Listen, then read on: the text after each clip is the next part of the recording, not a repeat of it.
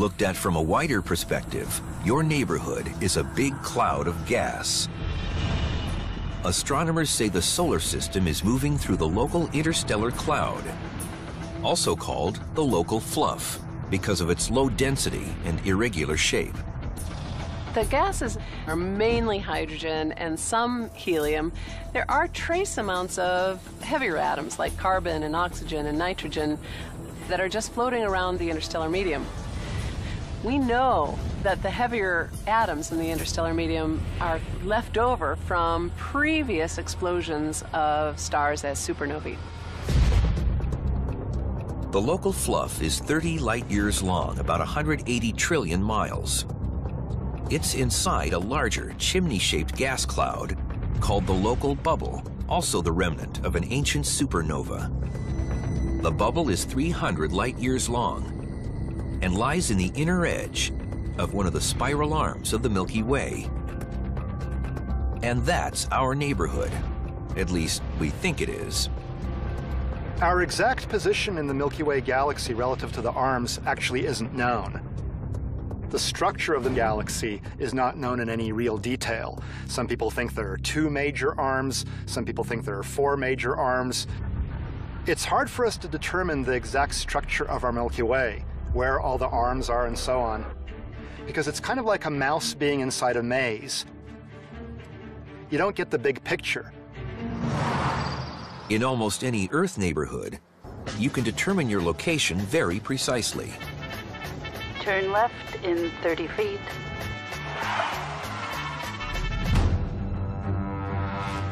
But when you're dealing with something as big as the Milky Way,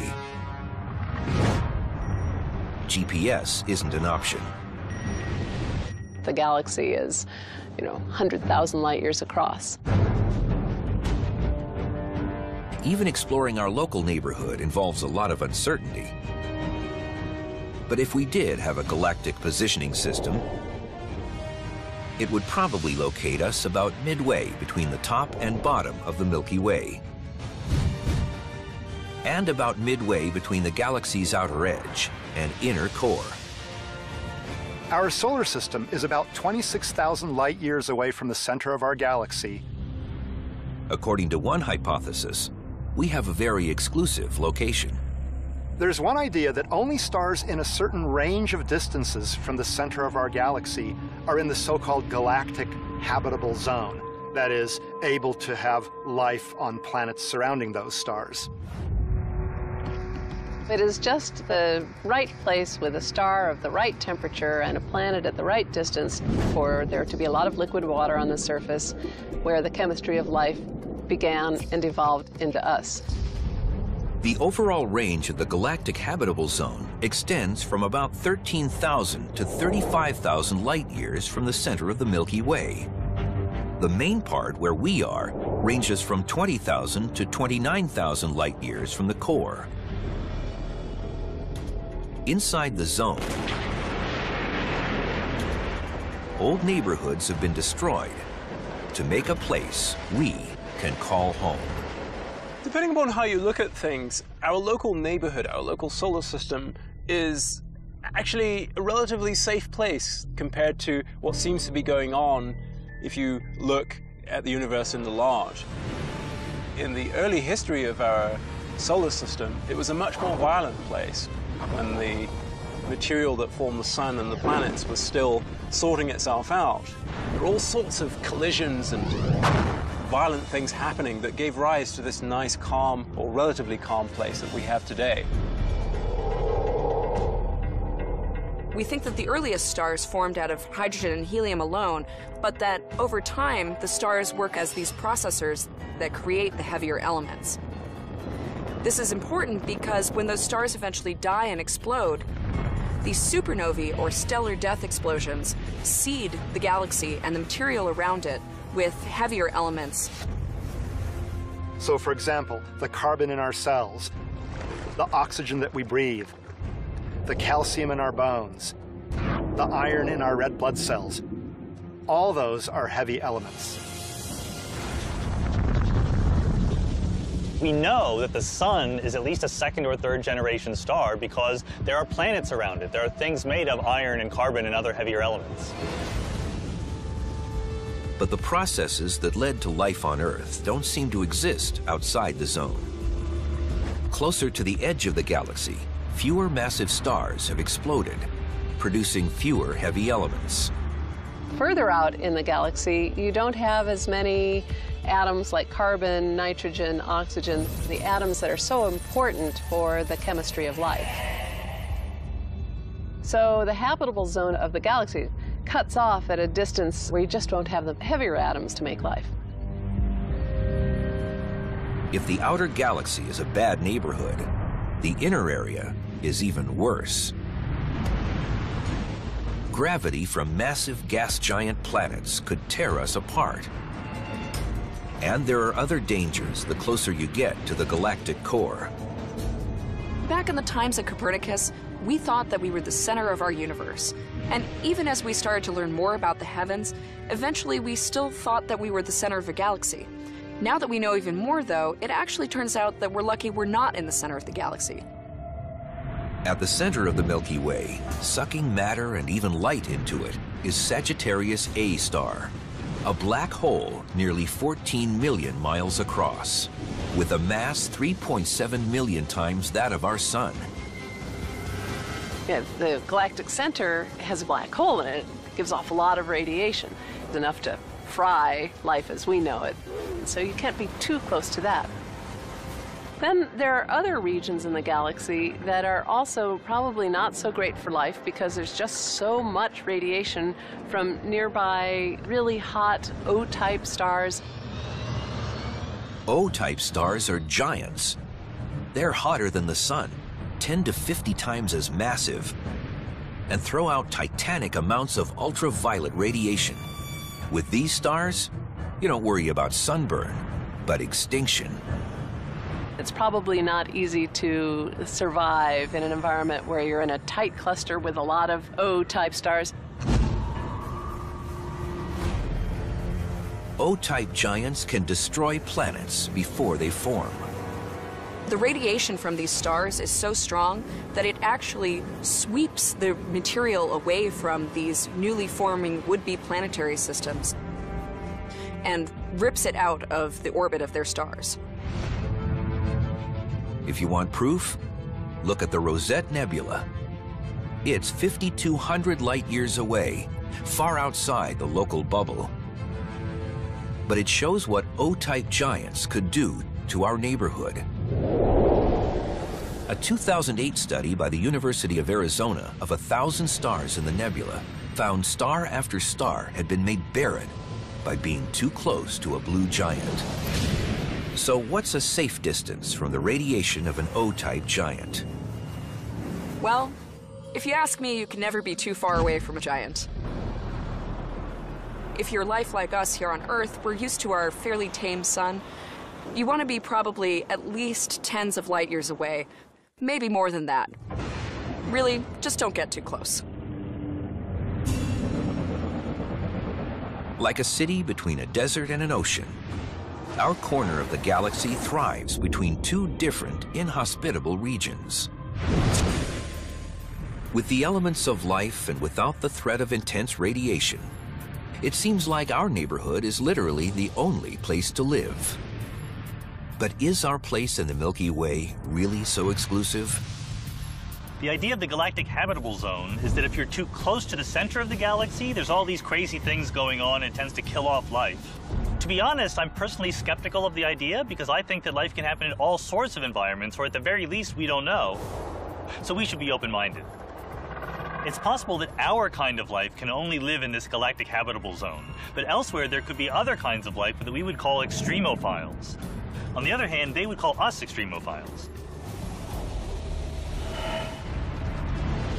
One thing is certain. In our neighborhood, we have a sun that, unlike a blue giant, protects us from danger and destruction in ways that we're still learning about. That protection may be invisible, but if we lose the sun's protection, our neighborhood could be doomed. Our place in the Milky Way seems pretty peaceful because, like a lot of communities, we don't give much thought to the 24/7 security systems that keep the bad stuff away. Many cities on the edges of rivers or oceans have dams and levees to protect them from floods. If the dams and levees fail, disaster. We've got threats and defenses on a galactic scale, too. Space is filled with radiation, known as cosmic rays. Cosmic rays are bad for us in the same sense that nuclear radiation here on Earth would be bad for us. Because high-energy radiation tends to disassociate carbon bonds, which is what we're made of. What you're really doing is damaging your DNA, and there's a potential there that you could start to have mutations based off of that. Some mutations can help a species survive or lead to extinction.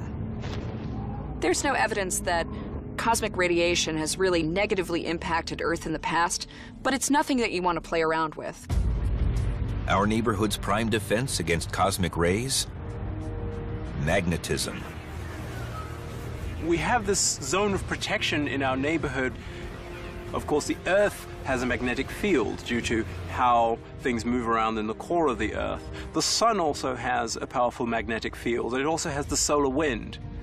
These phenomena actually generate ways of protecting us from things that come from outside the solar system. The Sun's magnetic field is twisted by the solar wind. Streams of charged protons and electrons that shoot out of the Sun at 1,000,000 miles an hour. Then the particles that live in the solar system between the planets actually stretch the lines of the magnetic field around in complicated patterns. The solar wind carries the magnetic field more than 3 times farther out than the orbit of Neptune. But 9 billion miles away, at a place called the heliopause, the solar wind runs out of steam and slows to almost nothing. As it slows, it twists the Sun's magnetic field into a barrier against cosmic rays from interstellar space.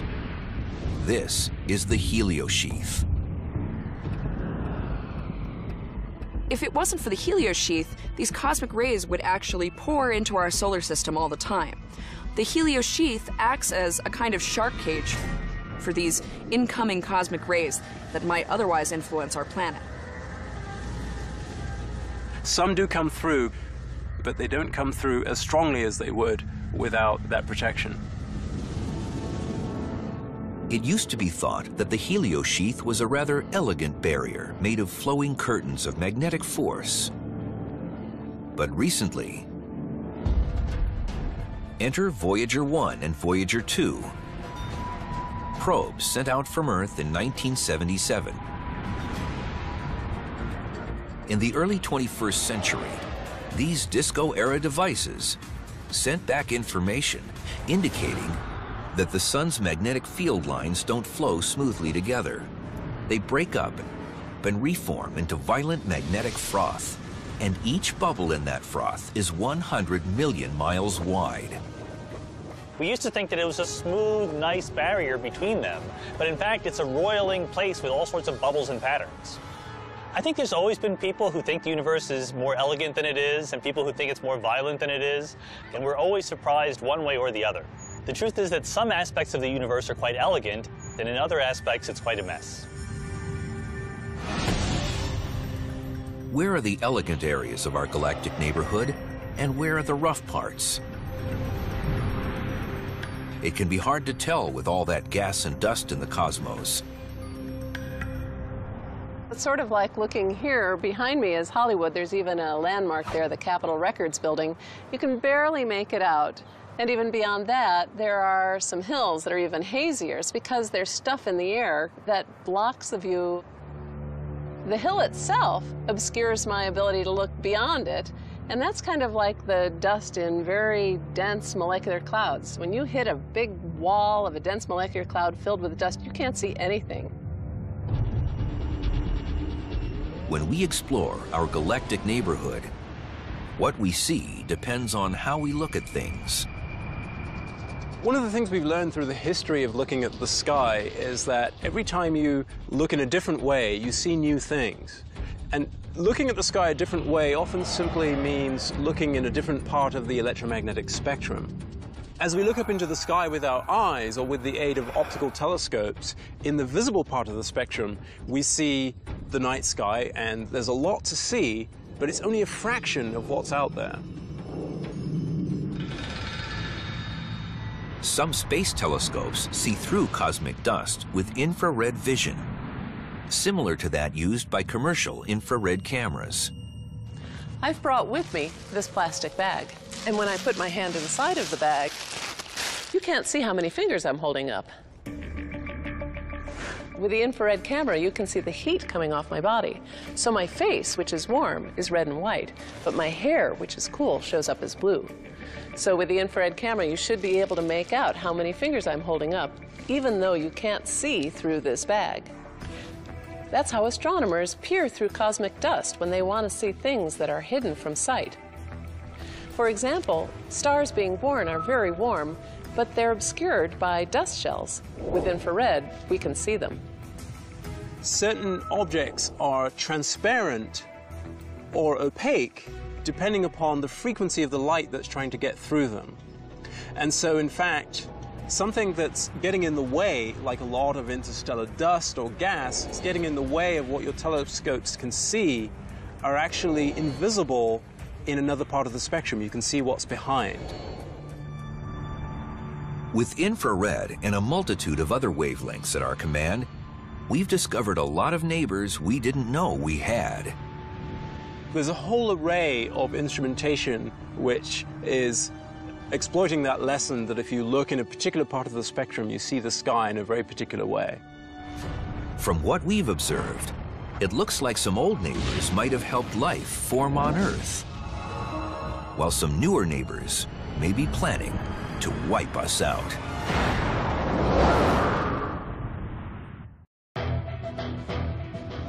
As we've explored our place in the Milky Way, we've met a lot of interesting new neighbors. But there are good neighbors and bad ones. Good neighbors are, for example, objects that are in predictable orbits, moving around, doing their own thing, minding their own business. We can look over and wave to them, but they're not going to do something sudden or dangerous to us. The bad neighbors then would be things that may do something unstable. They may do something that could affect us in a way that we can't predict when it's going to happen. So that might be when a star dies and explodes. Or it might be when something collides and bounces off something else and comes spinning in our direction.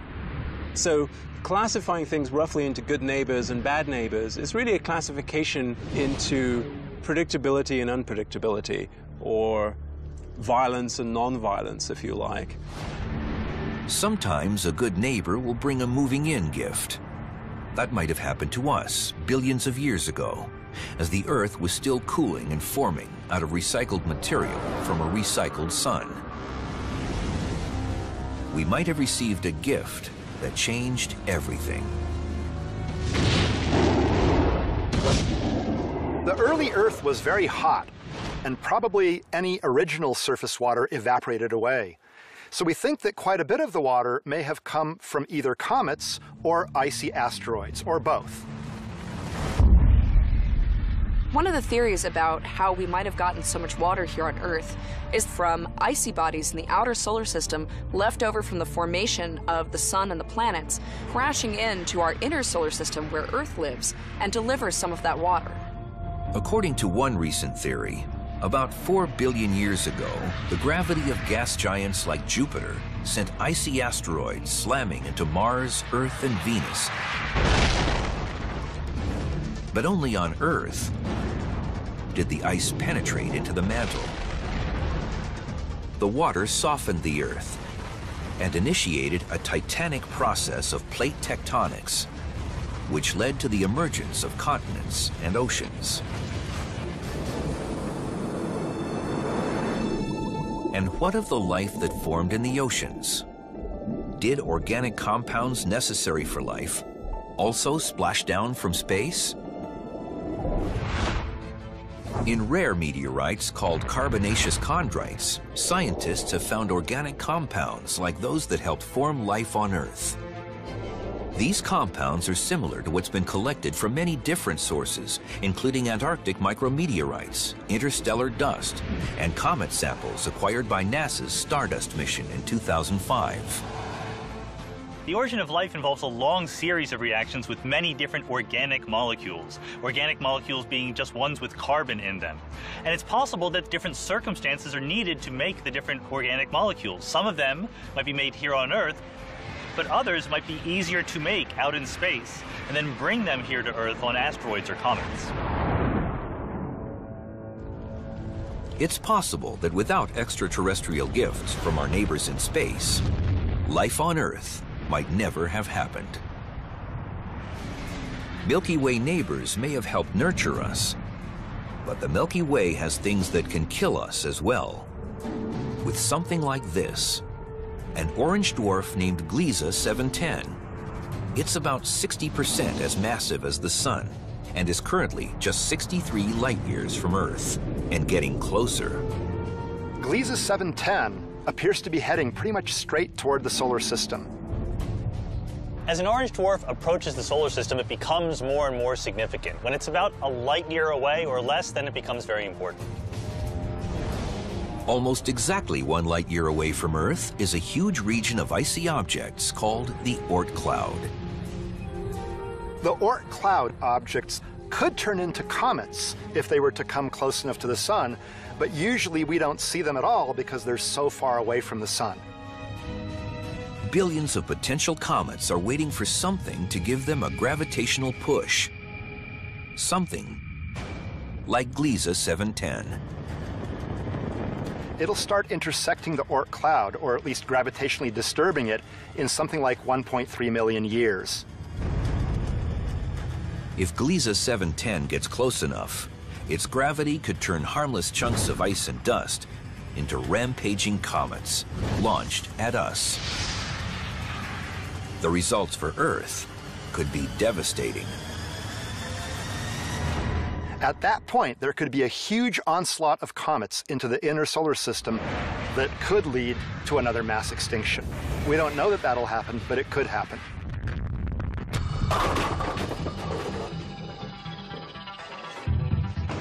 Astronomers say there's an 86% chance that Gliese 710 will barrel right through the Oort cloud. So if the orange ball was like an orange dwarf, like Gliese 710, and the pins were the Oort cloud, this is one thing that could happen. All right, but here's something else that could happen.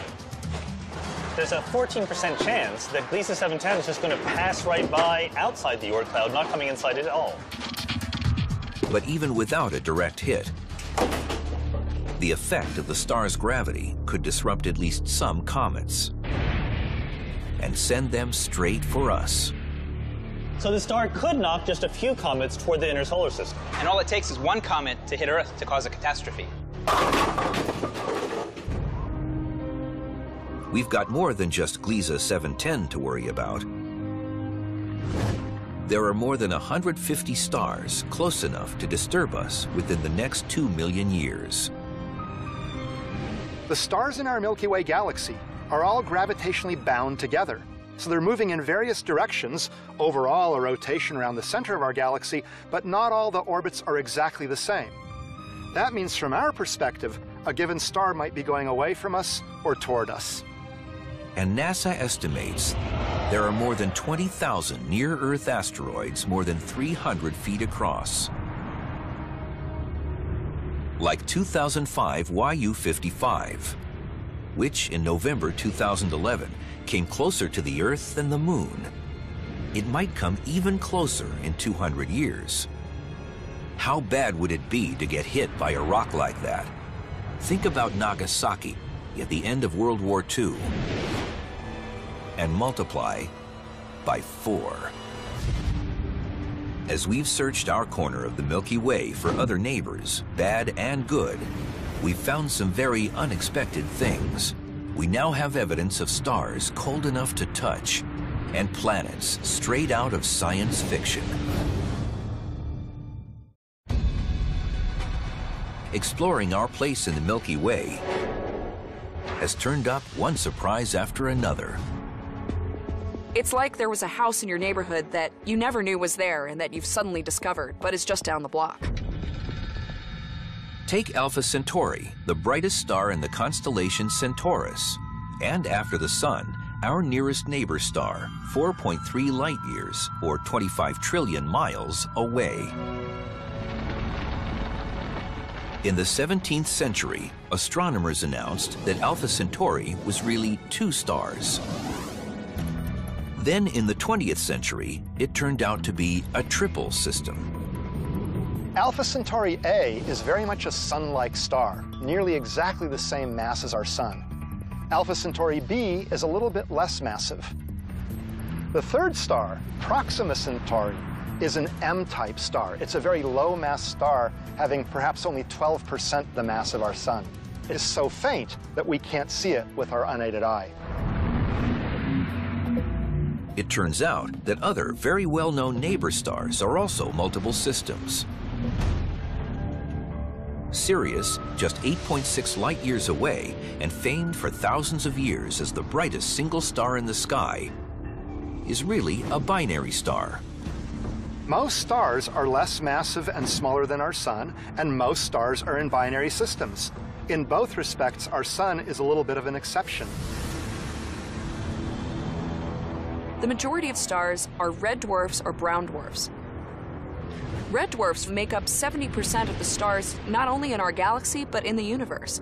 And so, even though we orbit our Sun and we tend to think of it as the iconic star, really, the red dwarfs are far more common. As for the brown dwarfs, these are neighbors we weren't sure existed until the 1990s. They're not quite stars, but they're not planets. Oh, and they're not really brown either. The brown dwarfs are some of the most mysterious denizens of the solar neighborhood because they're really very, very cold, and they're very dark, and that means that they don't give off a lot of light, and they're very difficult to see. In 2011, one of NASA's space telescopes, the Wide Field Infrared Survey Explorer, or WISE, found a series of brown dwarfs right in our neighborhood, between 9 and 40 light years away, with surface temperatures once considered impossible. One of these brown dwarfs that we found is actually so cool that you could touch it with your hand. It's only 80 degrees Fahrenheit, the same temperature as a really lovely day out here on Earth. And so, who knows what else we'll find? The more we look, the more we see. Why are stars so many different colors? That's what Anna Kay of Baton Rouge, Louisiana, texted to Ask the Universe. Anna, that's a really interesting question. Basically, stars have slightly different colors because they have different surface temperatures. Cool stars like Betelgeuse look reddish, and they have temperatures of only 6,000 or 7,000 degrees Fahrenheit. The hottest stars like Rigel appear bluish, and they're upwards of 20,000 degrees. Then there are stars like the Sun with temperatures of 10 or 11,000 degrees, and they look white. Now, the Sun looks yellow when it's setting, but that's because of atmospheric effects. Its true color is white. There are more than stars out there. We've discovered hundreds of neighboring planets inside and outside the local bubble. We have discovered a lot of exoplanet candidates through a mission called Kepler that is looking at essentially little eclipses when a planet moves in front of its parent star and then out, and the light dips a little and then goes back up. It's very difficult to see, analogous to watching for a single light bulb going out on the Vegas Strip. But Kepler is capable of doing these measurements so precisely that it's able to find even planets as small as our own Earth around stars like our Sun. The first exoplanet we discovered was only about 15 years ago, and it was very much like we were the only house on the block, and we saw the first neighbor putting up their house. And ever since then, the entire neighborhood has grown. You built up communities of other exoplanets out in our local neighborhood. As far as we know, Our nearest planetary neighbor outside the solar system is just down the street, 10.5 light-years away, orbiting the orange star Epsilon Eridani. This planet isn't exactly something that we could go visit and expect to find life. We think that this planet is more equivalent to a planet like Jupiter in our solar system, a big ball of gas, which, as we understand it anyway, isn't a great place to look for life. A little farther out, about 200 light-years, is another surprise. A planet that looks like something out of a Star Wars movie. Just recently, the Kepler telescope discovered a planet that orbits 2 suns, and this is a planet called Kepler 16b. So this planet, even though it has similarities to Tatooine, isn't exactly like Luke Skywalker's homeworld. It's actually a planet that's icy and gassy, more like Saturn than our own Earth. Now, we were never sure prior to this discovery whether you could have a planet that actually has 2 suns. And so, now that we've found one, we know that these are possible. And that's really interesting because it means that these binary systems are good places to look for planets. In 2011, astronomers unveiled a new kind of planet in our neighborhood, the homeless. There have been some indications that there are planets to be found that are not in orbit around their parent star. They started out in orbit around their parent star, but somehow got ejected from their solar system, and now they're wandering the galaxy aimlessly without a place to call home. So one wonders if pretty soon we'll have another new definition that encompasses those bodies that used to be planets and no longer have a parent star. I think it's still valid to refer to these ejected bodies as planets because planet is the Greek word for wanderer, and they are certainly wandering through deep space. We've even learned new things about our solar system neighbors.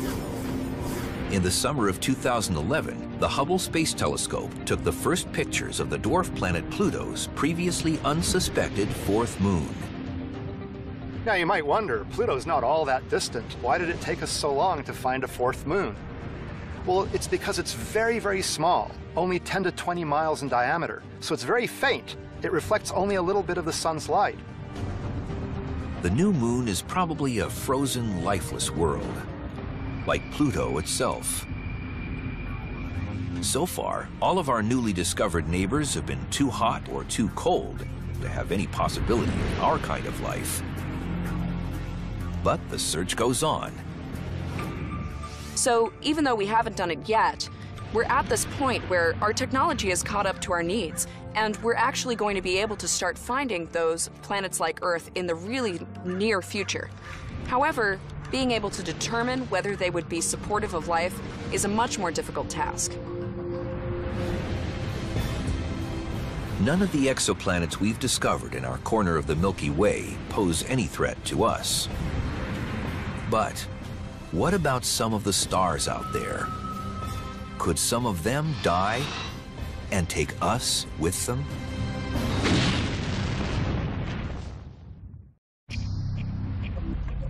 Our place in the Milky Way has a lot of pluses. We're right in the zone for life to form. Our closest star protects us from dangerous cosmic rays. And most of our neighbors don't disturb us. But neighborhoods can change. If a fire destroys a nearby home or business, your home could also be damaged.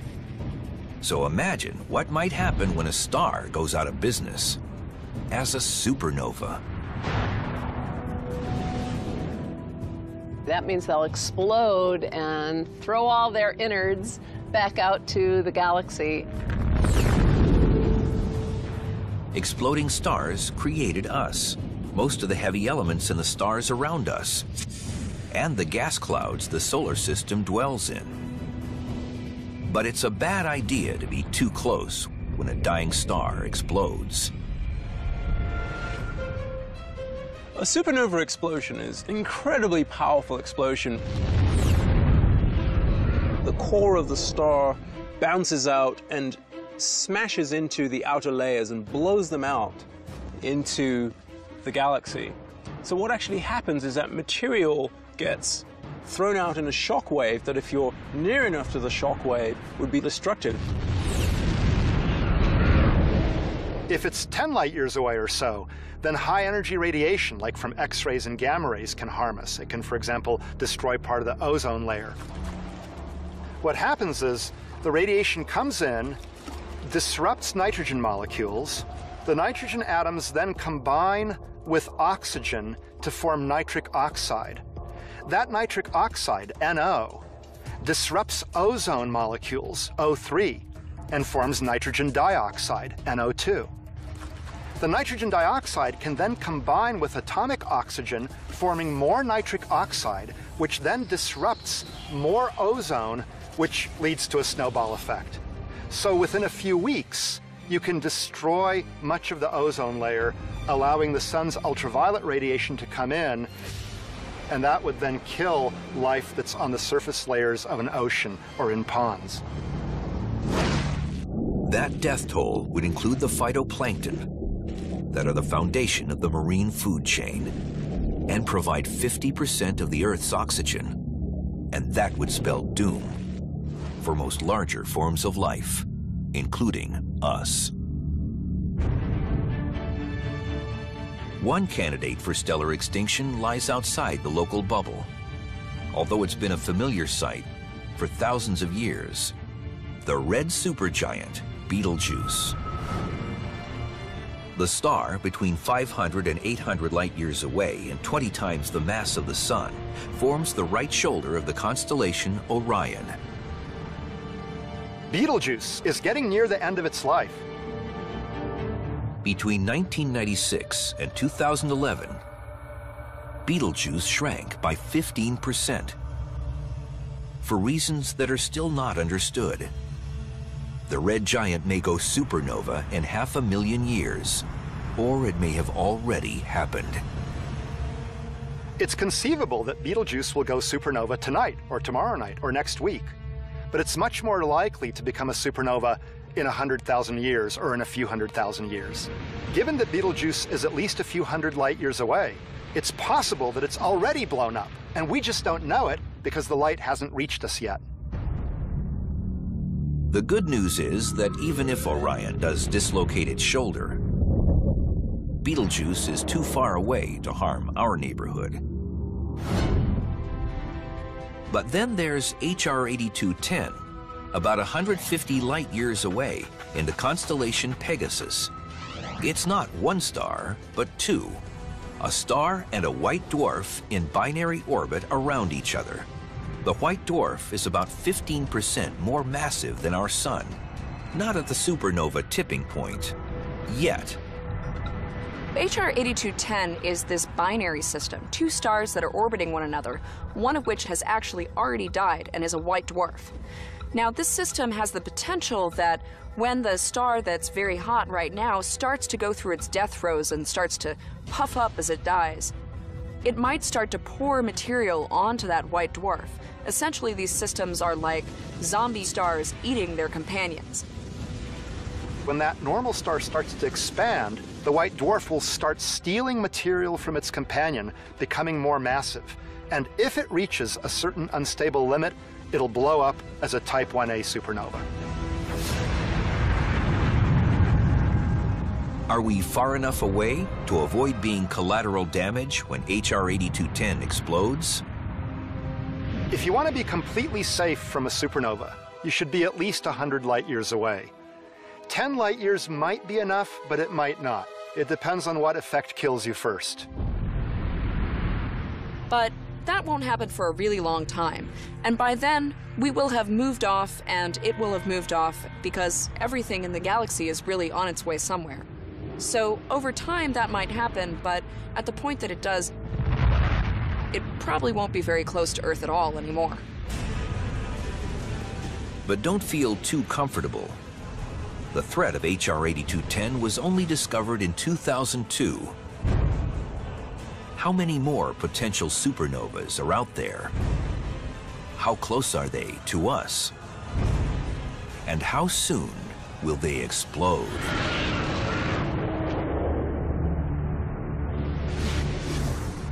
To possibly make matters worse, Some astronomers say that there are a lot more supernovas in our neighborhood's future. Our solar system orbits our galaxy at a different rate than the spiral arms do. That means eventually we're going to enter a spiral arm. And because there's a lot more massive stars there, some of them will be ending their lives creating supernovae and posing a greater threat to life on Earth. Still, our place in the Milky Way is secure for tonight, and for at least a few million nights to come. Plenty of time for more exploration and more surprises. We live in a pretty diverse neighborhood, actually, and things are changing. The galaxy is not a static place, so it's going to be an interesting place to see in a billion years.